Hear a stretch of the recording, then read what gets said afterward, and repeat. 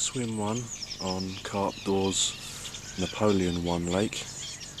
Napoleon 2 is just over the dam there, or the divide. It's not exactly a dam, but that's what I'm calling it. And as you can see,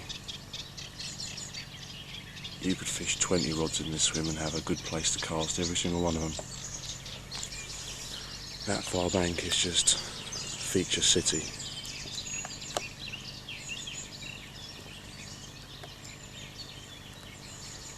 And at the moment, the fish are holding up under that far bank.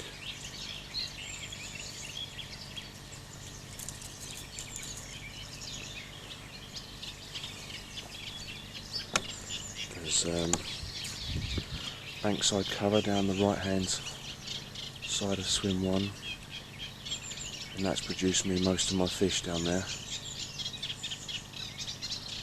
Some of the fish have come from what I'm calling the dam wall down the end there, and I put a rod over there last night and that produced a fish. Was it last night? Yeah, last night produced a fish. Had a couple this morning from down there, 30 and a 20. I've not actually fished this far bank in front of me yet. I've only been using one rod most of the time because the fish have been in my swim, so I didn't want to scare them out with too many lines. I've had 2 rods in, and then last night I had 3 rods in.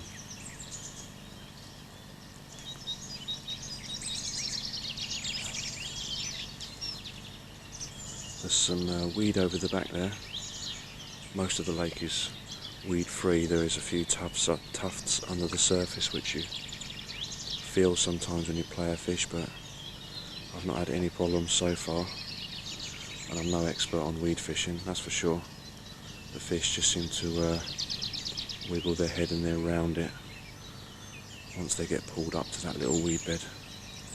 I think that bit over there, I don't know if it'll show on the camcording, is the biggest clump of weed I've seen. It's probably 10 foot wide and 2 or 3 foot deep.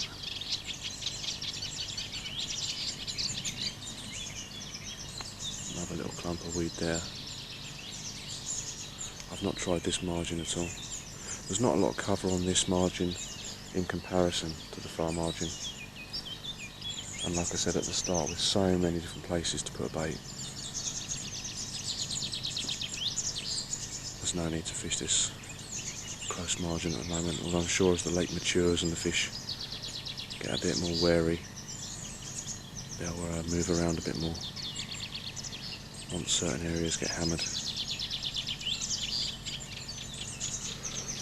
The swims are the best swims ever made on any lake as far as I'm concerned. You've got your gazebo, you've got a bottle bank there, your dustbin, that's just an empty particle container of mine. Hooks in the gazebo to hang pots and pans or sunglasses or cameras, whatever. Proper bench.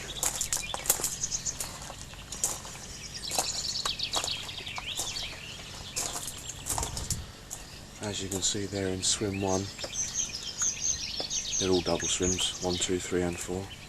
In swim 1 there you can see you've got 2 pontoons.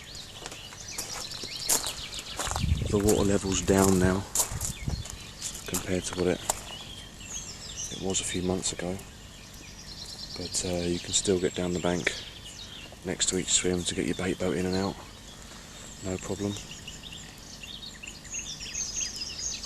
That's about all I can think of saying at this swim at the moment. Oh yeah, one last thing, another nice little touch. Each swim has got its waypoint, which has been extremely handy. I think I've used that about 12 or 13 times in the last 2-3 days for the fish. Something I did forget to mention, each swimmer's got a lovely great unhooking mat, the weigh sling and your watering can, so as you can always have water to hand to keep the fish nice and wet, keep it clean for the photos, and a bicycle. So as you can get round to the toilets, which are between Lake 1, which we're on, and Lake 2, the slightly smaller lake over the back there. The toilet, you've got a toilet and a shower, there's a fridge in there. As I speak, on the 1st of June, there isn't electric here yet.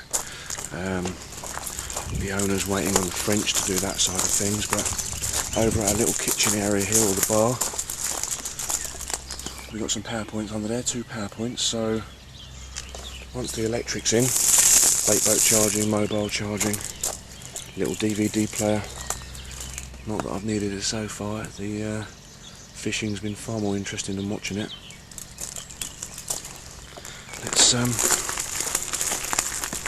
to swim 2.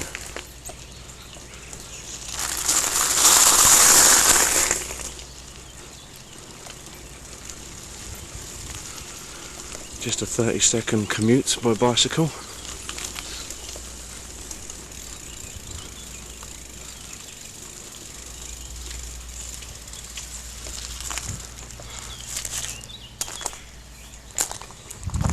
Once again, the gazebo, all the facilities.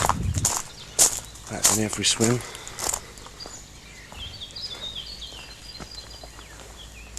Are you decent on filming? Yeah. El Clasico. Venuo. Says it all. There's the man himself. That's swim 4 over there.